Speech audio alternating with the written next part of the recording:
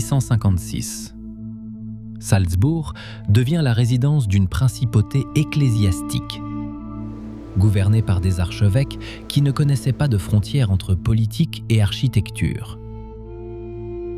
Aujourd'hui encore, cela se lit dans la pierre, des forteresses qui affichent le pouvoir, des églises qui mettent en scène la foi, un paysage urbain dont la cohérence n'a rien de fortuit.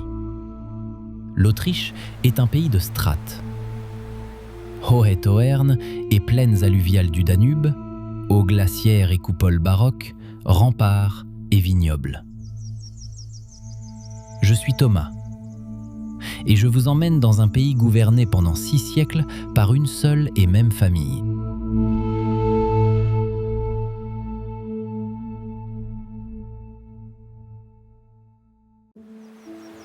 Les cascades de Krimmel se trouvent dans le land de Salzbourg, à la lisière ouest du parc national des Hohe-Tauern. Avec une hauteur de chute totale de 380 mètres, elles sont considérées comme les plus hautes cascades d'Autriche. L'eau de la Krimmler Hache se précipite en 3 paliers principaux le long de parois rocheuses abruptes avant d'atteindre la vallée. Le palier supérieur mesure environ 140 mètres, celui du milieu 100 et le dernier à nouveau 140. En été, la fonte des neiges dans le bassin versant des Hohe-Tauern porte le débit jusqu'à 25 mètres cubes par seconde. Les embruns s'élèvent alors bien au-dessus des arêtes rocheuses et imprègnent d'humidité la forêt de montagne environnante. Un sentier de randonnée longe les 3 paliers jusqu'au sommet des chutes. L'ascension représente environ 400 mètres de dénivelé sur à peu près 4 km de parcours. Plusieurs plateformes d'observation sont aménagées directement au bord des ressauts. En hiver, une partie des cascades se fige en colonnes de glace, tandis que l'eau continue de couler en leur cœur. Le parc national des Hohe-Tauern, dans lequel se trouvent les cascades, a été fondé en 1981 et constitue, avec une superficie de plus de 1800 km², la plus grande zone protégée des Alpes.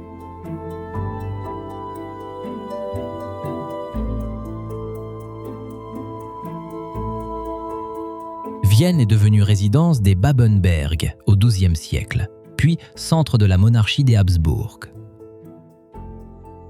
La cathédrale Saint-Étienne, dont la tour sud culmine à 136 mètres, domine la silhouette de la ville depuis le XIVe siècle. Elle est le siège épiscopal de l'archidiocèse de Vienne et l'un des édifices gothiques les plus remarquables d'Europe centrale. La Hofburg a servi de résidence aux Habsbourg pendant plus de 6 siècles. Elle abrite aujourd'hui, entre autres, la Bibliothèque nationale d'Autriche et l'école espagnole d'équitation. Le château de Schönbrunn, ancienne résidence d'été, a été achevé dans sa forme actuelle en 1796 et figure au patrimoine mondial de l'UNESCO depuis 1996. Le centre historique de Vienne bénéficie également de ce statut de protection, inscrit en 2001.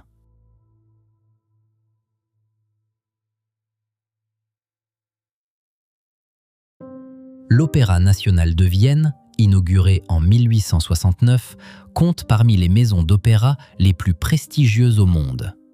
L'église Saint-Charles-Borromée, œuvre majeure de l'architecte baroque Johann Bernhard Fischer von Erlach, a été édifiée entre 1718 et 1739. Le belvédère supérieur, construit par Johann Lucas von Hildebrandt, abrite aujourd'hui le tableau « Le baiser » de Gustav Klimt. La grande roue du Prater date de 1897 et était, lors de son inauguration, l'une des plus grandes au monde. Le Danube traverse Vienne sur environ 33 km, répartis entre le cours principal, le canal du Danube et le Nouveau Danube, qui sert à la fois de protection contre les crues et d'espace de loisirs.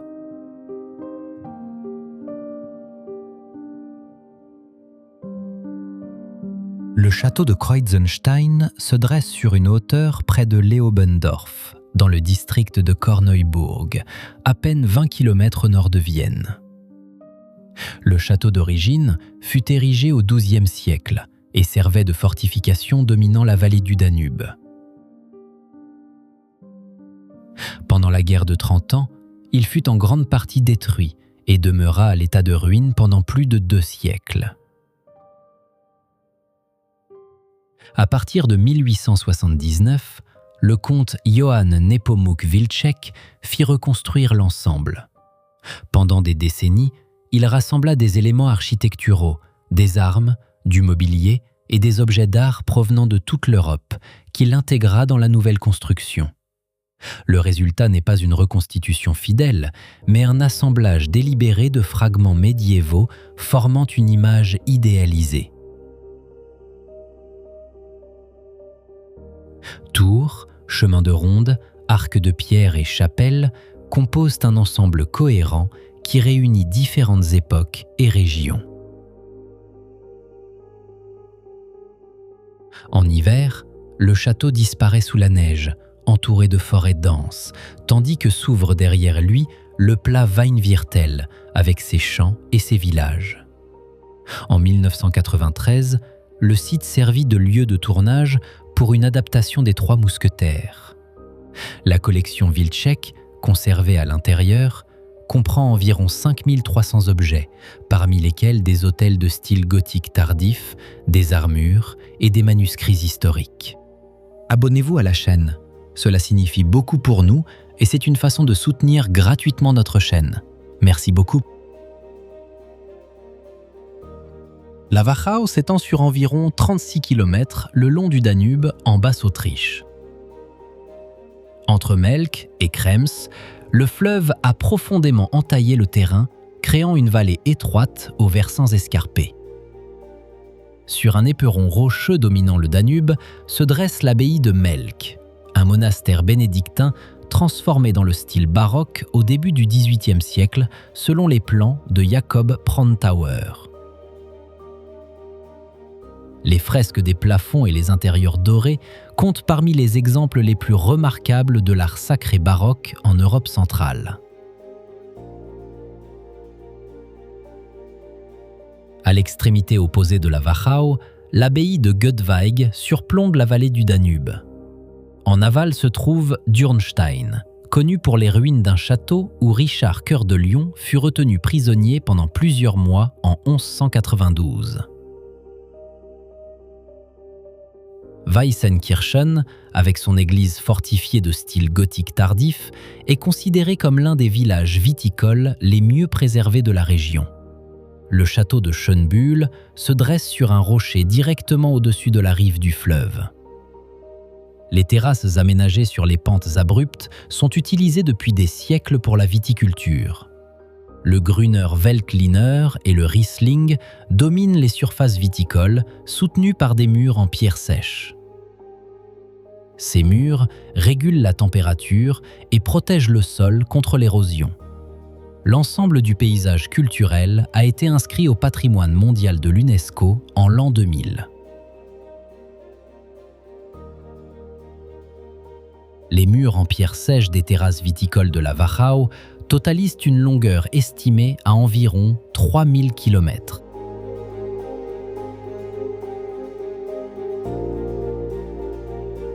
Dürnstein se trouve sur la rive gauche du Danube, au cœur de la Wachau, un tronçon de 30 km entre Melk et Krems.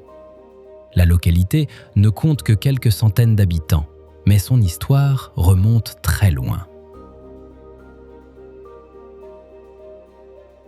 Le monastère des chanoines de Dürnstein a été fondé en 1310, puis transformé dans le style baroque au XVIIIe siècle. Le clocher bleu et blanc de l'église abbatiale est l'un des motifs les plus emblématiques de la Wachau. À l'intérieur, stucs, fresques et autels dorés composent un ensemble baroque cohérent. Aujourd'hui, le monastère n'abrite plus de communauté religieuse active, mais il reste ouvert au public en tant que monument culturel. Au-dessus du village se dressent les ruines du château de Dürnstein.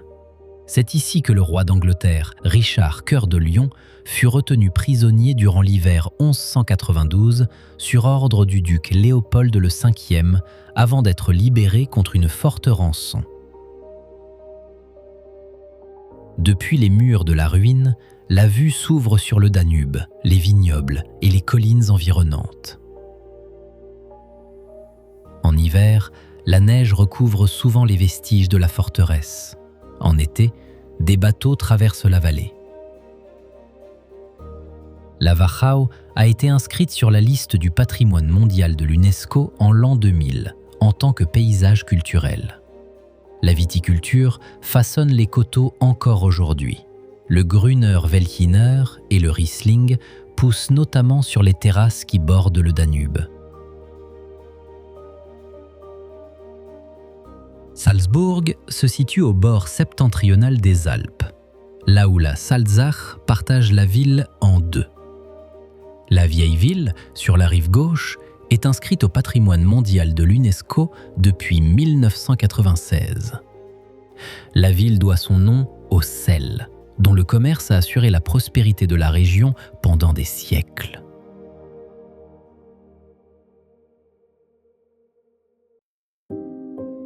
La forteresse de Hohensalzburg domine le Festungsberg, au-dessus de la vieille ville.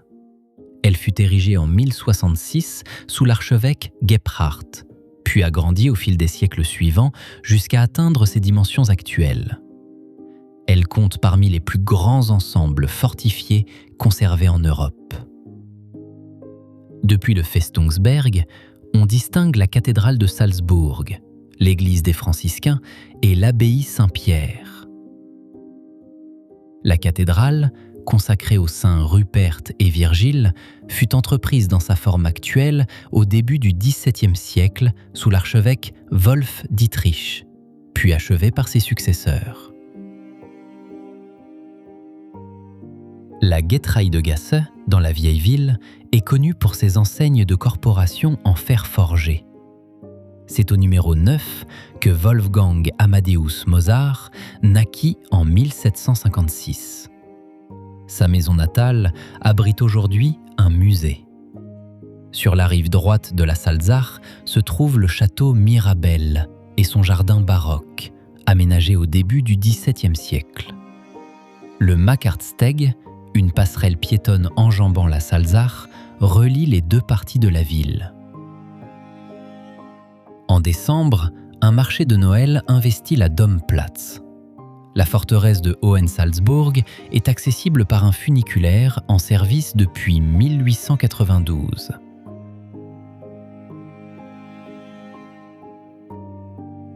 Le château de Hohenwerfen se dresse sur un piton rocheux dominant la vallée de la Salzach, dans le Pongau, au sud de Salzbourg. L'archevêque Gebhard de Salzbourg le fit construire au XIe siècle comme forteresse frontalière. Avec la forteresse de Hohensalzburg et le château de Hohen-Osterwitz, il compte parmi les grands ouvrages défensifs conservés de la région.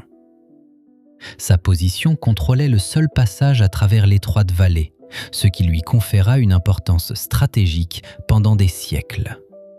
Le château fut assiégé à plusieurs reprises et remanié tout autant de fois. Sous les archevêques de Salzbourg, il servit tour à tour de prison d'État, puis de pavillon de chasse. Au XIXe siècle, l'ensemble tomba en ruine avant d'être restauré de manière approfondie. Dans la cour intérieure, une tour horloge et une chapelle se côtoient. Sur les chemins de ronde, des pièces d'artillerie historiques sont conservées. Aujourd'hui, le château abrite un musée d'armes et un spectacle de rapaces, au cours duquel aigles, faucons et buses survolent la vallée. La montée à pied depuis le bourg de Werfen jusqu'au château prend environ 25 minutes. Un ascenseur constitue une alternative.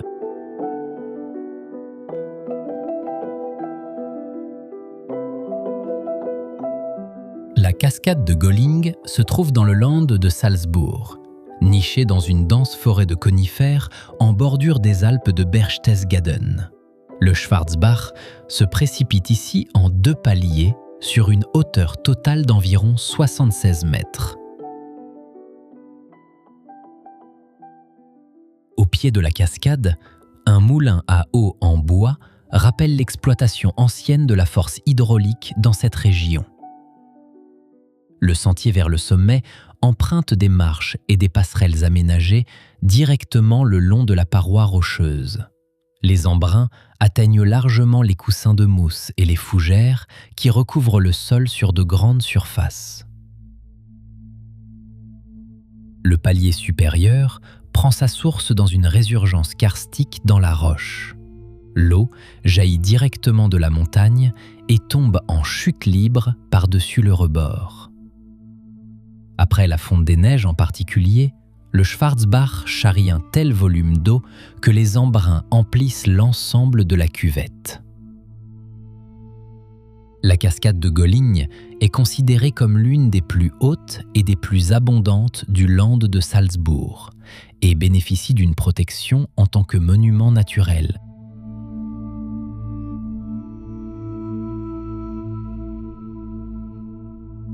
La vallée de Gozo se trouve dans le Salzkammergut de Haute-Autriche, nichée entre les contreforts du massif du Dachstein.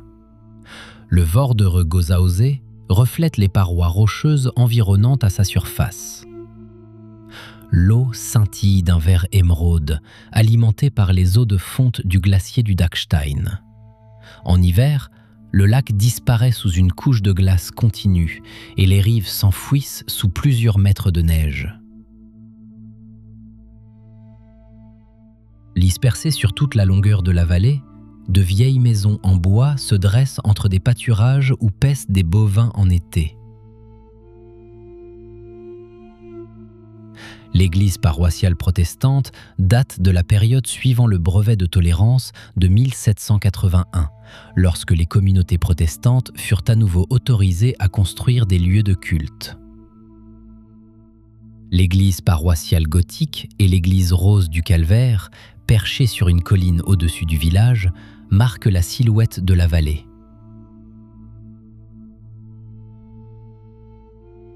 Le brouillard monte régulièrement du fond de la vallée et enveloppe les toits et les clochers avant de se dissiper le long des flancs montagneux. Le paysage alterne en l'espace de quelques heures entre une vue alpine dégagée et une couverture nuageuse complète.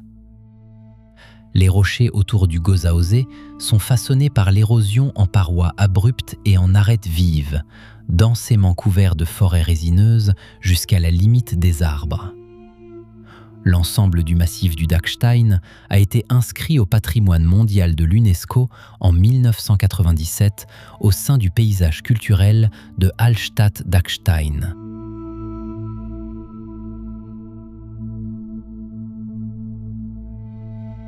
Hallstatt se trouve sur la rive ouest du lac de Hallstatt, niché entre l'eau et les parois abruptes du massif du Dachstein. Le village compte parmi les plus anciennes localités du Salzkammergut. Dès l'âge du bronze, on y exploitait le sel. Ce sel a fait la prospérité de Hallstatt pendant des siècles et a donné son nom à toute une période archéologique, la civilisation de Hallstatt. Les maisons se serrent le long de la pente, certaines construites sur des pilotis en bois au-dessus de la rive. Beaucoup datent des XVIe et XVIIe siècles.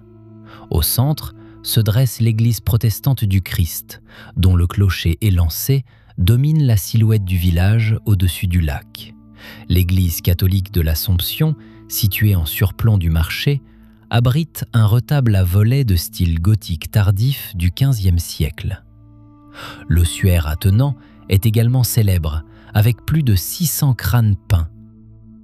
Une tradition née du manque de place dans le cimetière. La mine de sel au-dessus du village est considérée comme la plus ancienne au monde, avec une exploitation attestée depuis plus de 3000 ans. Les galeries et les chambres d'extraction sont encore accessibles aujourd'hui. En 1997, la région Hallstatt-Dachstein-Salzkammergut a été inscrite au patrimoine mondial de l'UNESCO. À l'arrivée de l'hiver, les façades se reflètent silencieusement sur la surface calme du lac. L'ensemble du centre historique mesure à peine 300 mètres de long. Le Dachstein s'élève à la frontière entre la Styrie et la Haute-Autriche. Son sommet atteint 2995 mètres. Au pied des parois rocheuses se trouve Ramsau, une commune installée sur un haut plateau habité depuis le Moyen Âge. Le paysage culturel, composé de prairies, de forêts et de fermes dispersées, est classé zone protégée. En hiver, le plateau devient l'un des domaines de ski de fond les plus importants des Alpes. Plus de 200 km de pistes sillonnent la vallée. Ramsau a accueilli à plusieurs reprises des compétitions internationales de ski de fond. Des traîneaux tirés par des chevaux circulent sur les chemins déneigés entre les hameaux. En dehors des pistes, on trouve des itinéraires de randonnée en raquettes et de vélos à pneus larges à travers la neige fraîche. En été, des sentiers balisés traversent l'Edelgries et les cirques glaciaires jusqu'aux abords du glacier. Près du sommet, un pont suspendu relie deux arêtes rocheuses. La plateforme panoramique Treppe ins Nichts avance de 14 marches dans le vide au-dessus du précipice. Au cœur de la montagne se trouve la grotte de glace géante du Dachstein, partie d'un réseau souterrain documenté depuis 1810. Dans la salle du Parsifaldom, des formations de glace s'élèvent, grandissant ou fondant au fil des saisons.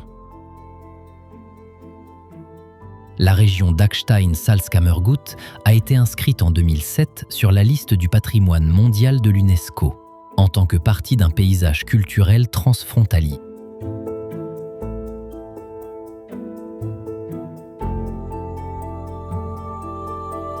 Traunkirchen se trouve sur une petite presqu'île, sur la rive ouest du Traunsee, dans le Salzkammergut de Haute-Autriche.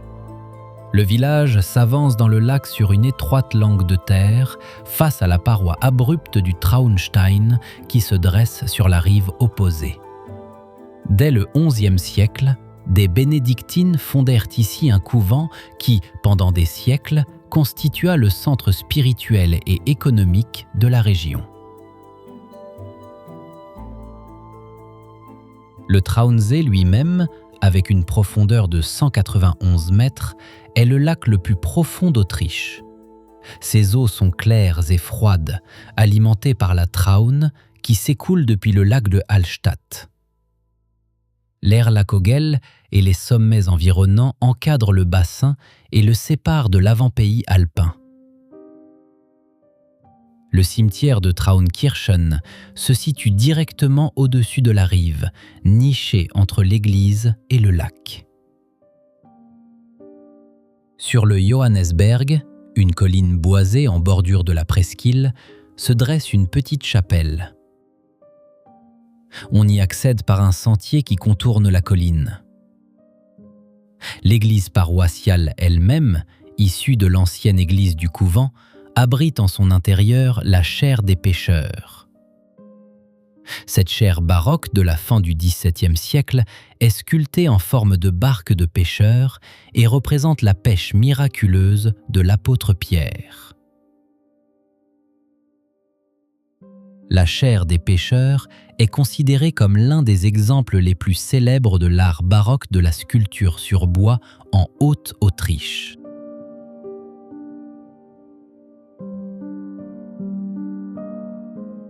Gmunden se trouve sur la rive nord du Traunsee, au cœur du Salzkammergut en Haute-Autriche. L'emblème de la ville est le château d'Ort, un château lacustre bâti sur un petit îlot et relié à la rive par une passerelle en bois.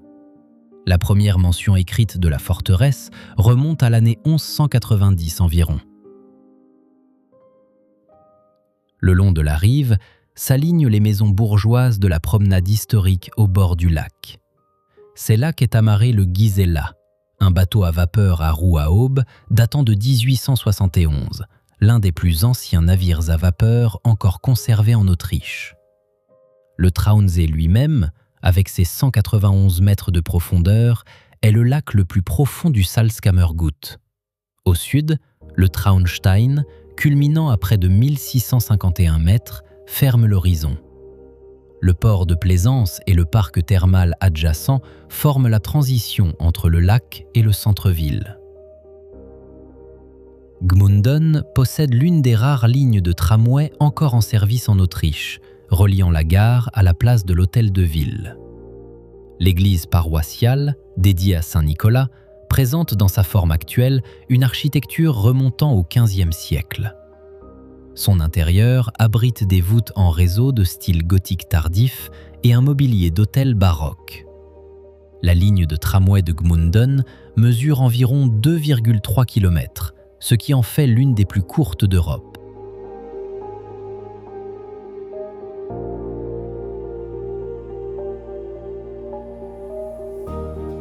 Le Grüner se trouve sur le territoire communal de Tragus-Sankt Katharine, dans la Haute-Styrie. En hiver, il se réduit souvent à une simple dépression peu profonde au pied du massif du Hochschwab. Mais avec la fonte des neiges au printemps, le bassin se remplit d'eau de fonte qui, grâce à sa forte teneur en minéraux, prend une intense coloration verte. Durant les semaines les plus abondantes en eau, généralement entre mai et juin, le lac atteint une profondeur allant jusqu'à 12 mètres. Des sentiers, des bancs et des prairies encore accessibles à pied en automne se retrouvent alors entièrement submergés. La visibilité atteint souvent plus de 30 mètres durant cette phase, ce qui fait du lac l'un des plans d'eau les plus limpides des Alpes-Orientales. Depuis 2014, la plongée dans le Grüner est interdite. Le gouvernement du Land de Styrie a placé le lac sous protection naturelle afin de préserver durablement la végétation subaquatique fragile et le système de sources. En fin d'été, le niveau de l'eau redescend et le bassin s'assèche jusqu'à ne conserver que quelques surfaces résiduelles. Ce cycle annuel de remplissage et de retrait fait du Grüner l'un des plans d'eau saisonniers les plus singuliers de l'ensemble de l'arc alpin.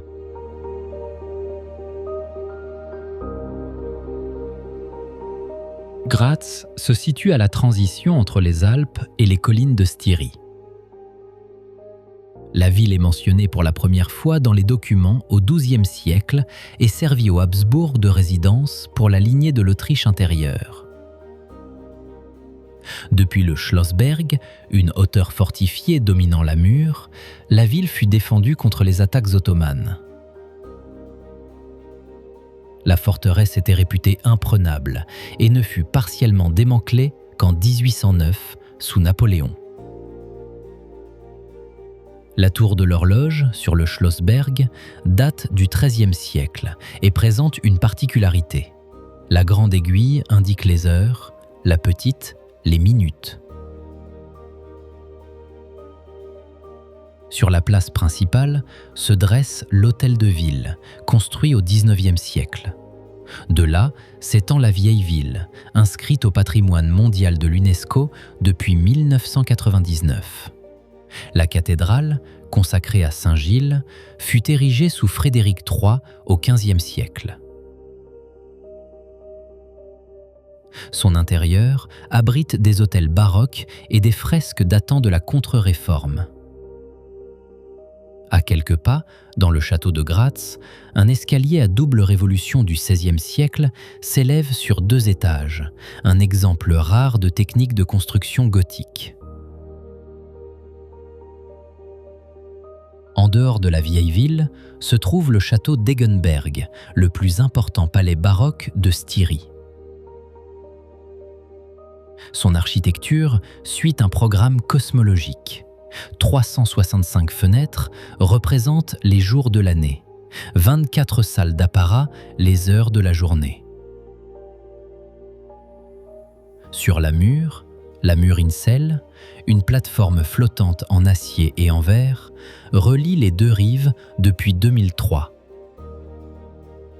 Avec environ 300 000 habitants, Graz est la deuxième plus grande ville d'Autriche.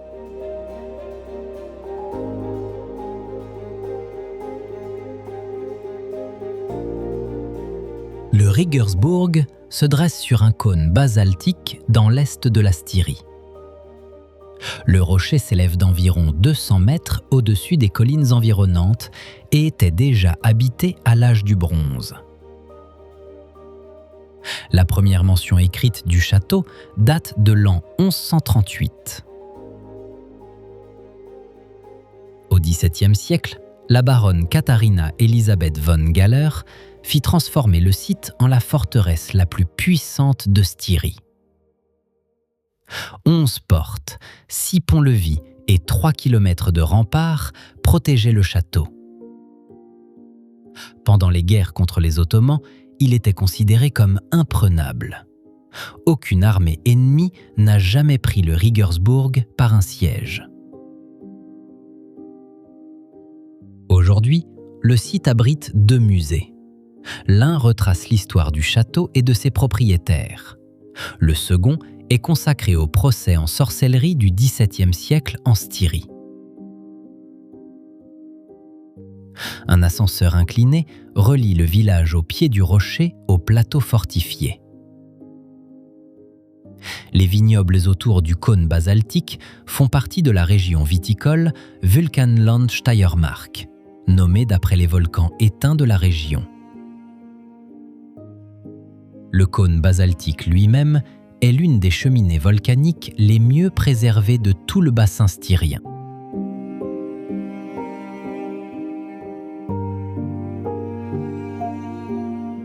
Heiligenblut se situe à environ 1200 mètres d'altitude dans la vallée du Möll, au pied du Großglockner. Le village fait partie de la commune de Heiligenblut am Großglockner, en Carinthie, et constitue le point de départ de la route alpine du Großglockner, qui franchit le col du Horthor en direction de Salzbourg depuis 1935. L'image du village est dominée par l'église de pèlerinage Sankt Vinzenz.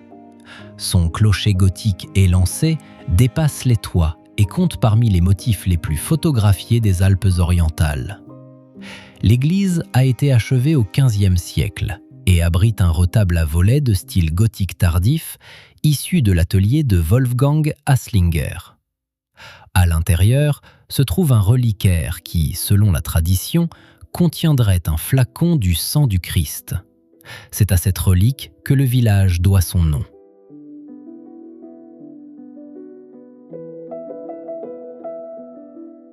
L'ensemble du territoire communal se trouve dans le parc national des Hohe Tauern, la plus grande zone protégée des Alpes. Les versants environnants s'étendent des alpages jusqu'aux zones glaciaires des sommets. Heiligenblut sert de camp de base pour l'ascension du Großglockner, dont le sommet culmine à 3798 mètres, ce qui en fait le point le plus élevé d'Autriche. Le parc national des Hohe Tauern a été fondé en 1981 et couvre aujourd'hui une superficie d'environ 1860 km² répartie sur 3 Länder.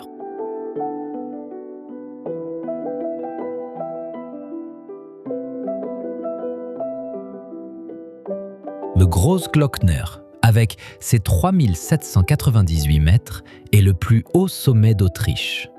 Il se situe dans le parc national des Hohe Tauern, à la frontière entre le Tyrol oriental et la Carinthie. À son pied s'étend la Pasterze, le plus long glacier des Alpes orientales. La route alpine du Großglockner relie Salzbourg à la Carinthie sur 48 km de route de montagne. Elle a été inaugurée en 1935 et atteint son point culminant au Horthor, à 2504 mètres d'altitude.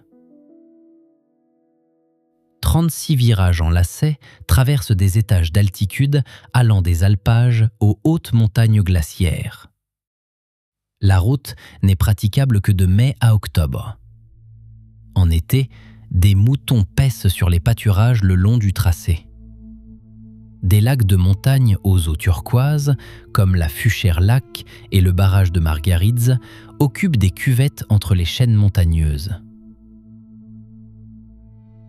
Sur l'arête sommitale, la voie normale passe par le Kleinglockner.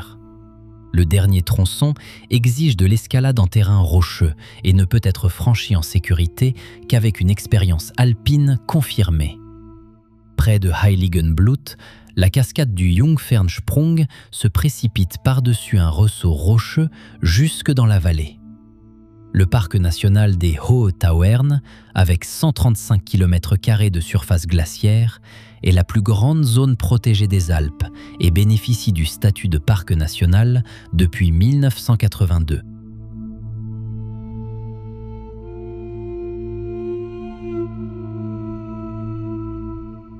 Innsbruck est situé au bord de l'Inn, encadré par les Alpes calcaires au nord et les Alpes de Tux au sud.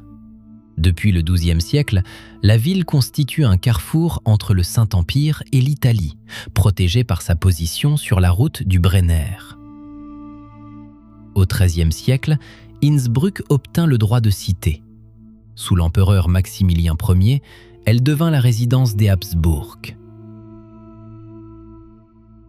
Le petit toit d'or, dans la Herzog-Friedrich-Straße, fut construit vers 1450 sous la forme d'un oriel recouvert de plus de 2600 bardeaux de cuivre doré à la feuille, une tribune depuis laquelle le souverain assistait aux tournois et aux fêtes sur la place en contrebas. Le funiculaire de la Nordkette relie le centre-ville en quelques minutes au Haffel-Ekar, à plus de 2000 mètres d'altitude. Le château d'Ambra, situé au sud-est en surplomb de la ville, servit de résidence Renaissance à l'archiduc Ferdinand II et abrite l'un des plus anciens cabinets de curiosités d'Europe.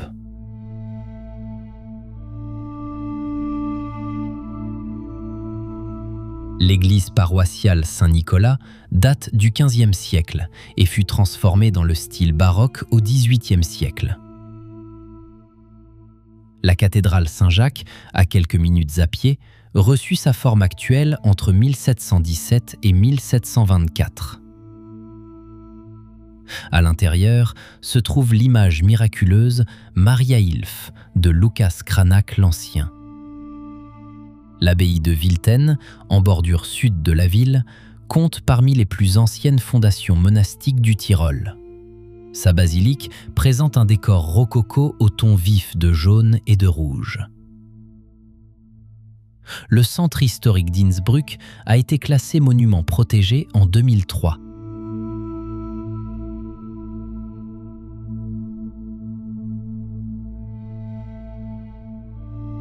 Pertisau se trouve sur la rive ouest de l'Achensee, le plus grand lac du Tyrol.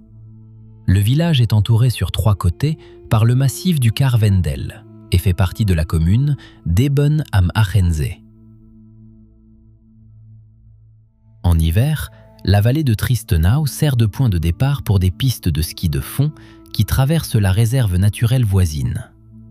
Sur la rive se trouve l'embarcadère des bateaux de ligne qui relie Pertisau à la rive est opposée en contrebas du Klobenjoch.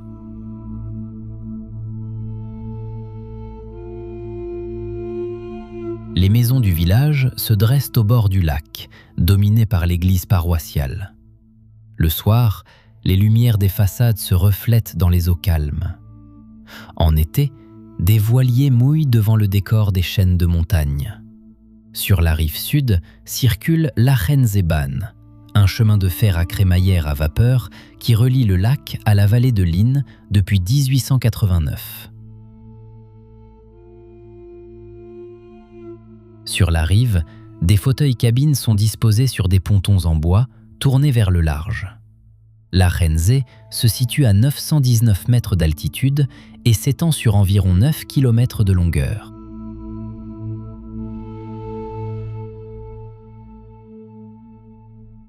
Le lac d'Achensee se situe à environ 930 mètres d'altitude, entre le massif du Karwendel à l'ouest et le massif du Roffan à l'est.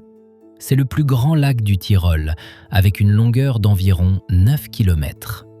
Sur la rive ouest se trouve le village de Pertisau, au nord, Achenkirch, et au sud, Maurak et Eben am Achensee. L'eau du lac atteint une qualité d'eau potable. Sa teinte turquoise caractéristique s'explique par la faible charge en sédiments et par une profondeur pouvant atteindre 133 mètres. La cascade de Buchau plonge directement le long de la rive orientale et alimente le lac avec plusieurs torrents de montagne. En été, lorsque la surface est calme, les sommets environnants se reflètent presque intégralement dans l'eau. Entre Pertisau et la Geisalm, un sentier longe la rive ouest, accessible uniquement à pied ou par bateau. La Geisalm elle-même est l'un des rares alpages exploités d'Autriche auxquels on n'accède que par un sentier ou par voie navigable. Des bateaux de ligne assurent la liaison entre les embarcadères du lac. Depuis Jenbach, dans la vallée de l'Inn, le chemin de fer de l'Achensee monte jusqu'au lac. Il a été mis en service en 1889 et est considéré comme le plus ancien chemin de fer à crémaillère d'Europe encore exploité à la vapeur.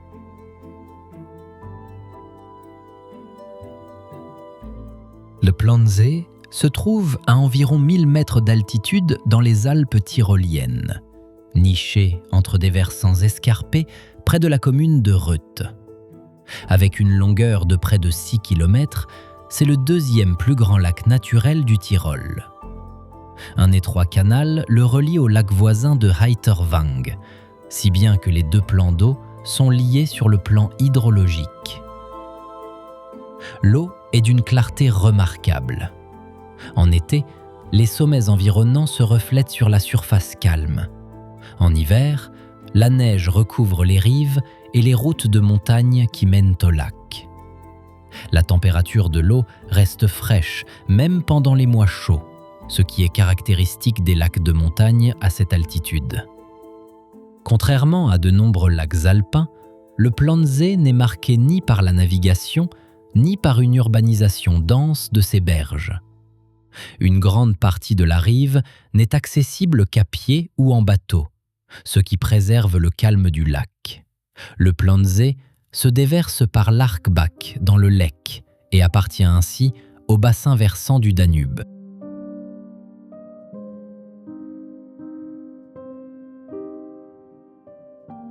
Le château de Hochosterwitz se dresse sur un rocher de dolomite haut de 160 mètres, dans le Zollfeld de Carinthie.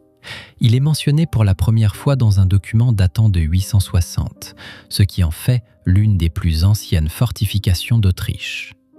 Depuis 1571, il appartient à la famille Khevenhüller, qui l'administre encore aujourd'hui.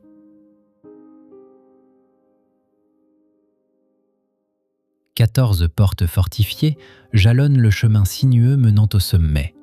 Chacune pouvait être défendue de manière autonome, équipée de herses, de meurtrières et de mâchicoulis.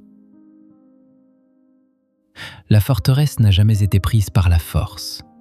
Georg Khevenhüller fit construire ses portes au XVIe siècle pour faire face à la menace ottomane. Dans la chapelle du château, des fresques et des armoiries de cette époque sont conservées. L'ascension traverse forêts et terrains dégagés, longe les passages de pierre successifs jusqu'au corps principal avec son palais, sa chapelle et sa collection d'armes.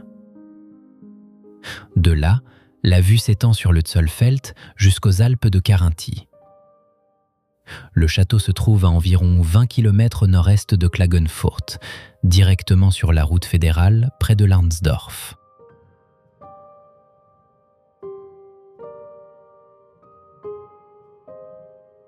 Le château de Landskron se dresse sur un cône rocheux au-dessus de Villach, en Carinthie. Cette forteresse perchée est mentionnée pour la première fois dans des documents du XIe siècle. Pendant des siècles, elle contrôlait d'importantes routes commerciales entre la vallée de la Drave et le lac d'Ossiac. La forteresse a changé de propriétaire à plusieurs reprises. Sous la famille Khevenhuller, elle fut agrandie au XVIe siècle, avant qu'un incendie au XVIIIe siècle n'en détruise une grande partie. Depuis, Landskrona est une ruine, dont les murs et la tour caractéristiques sont encore conservés aujourd'hui. Depuis l'enceinte du château, la vue s'étend sur le lac d'Ossiac et les crêtes environnantes des Ossiacer Tauern. Aujourd'hui, le site est en accès libre et connu pour sa fauconnerie, où aigles, buses et hiboux sont présentés lors de démonstrations de vol quotidiennes. Le cône rocheux sur lequel se dresse le château culmine à environ 650 mètres au-dessus du niveau de la mer.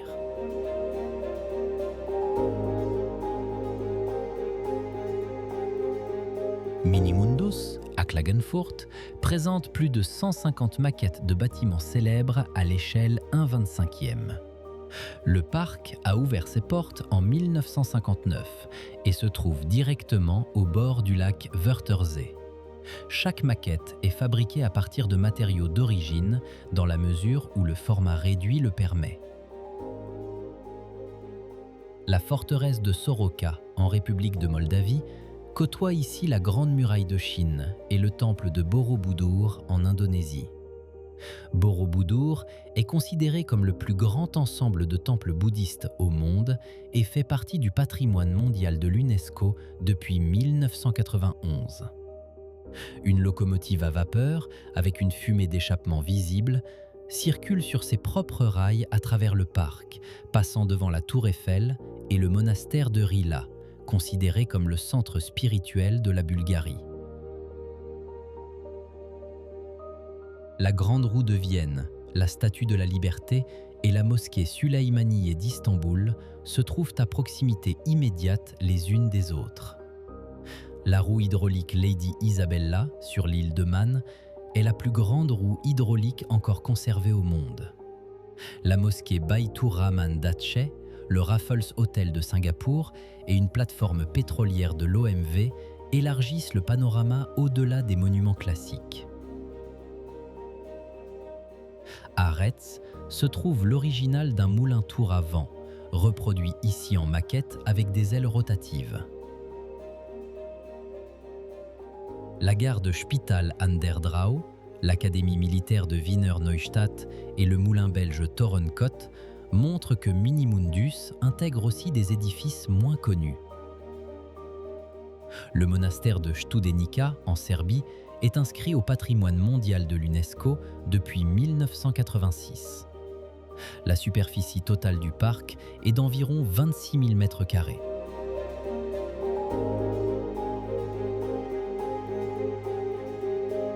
Le château de Bussigne est considéré comme le plus ancien château du Burgenland. Il est mentionné pour la première fois dans un document datant de 1155 et trône sur un cône volcanique éteint au-dessus de la ville du même nom. Dans la lumière de décembre, l'ensemble repose en silence au-dessus des champs. L'étang de pêche au pied de la colline reflète le ciel. Pendant des siècles, le château a servi de forteresse frontalière contre les incursions ottomanes. Assiégé à plusieurs reprises, il n'a jamais été pris durablement. Après la fin des guerres contre les Turcs, il perdit sa fonction militaire et passa à la famille Battiani, qui en est propriétaire encore aujourd'hui. À l'intérieur se trouve un musée consacré à l'histoire du sud du Burgenland. Les vestiges de murailles et les bastions sont en partie recouverts par la végétation. Les fortifications permettent encore de reconnaître l'étendue initiale des lignes de défense. En contrebas du château s'étend Gussigne, avec environ 3700 habitants, niché dans le paysage plat du sud du Burgenland. Le cône volcanique sur lequel se dresse le château s'élève d'environ 60 mètres au-dessus de la plaine environnante.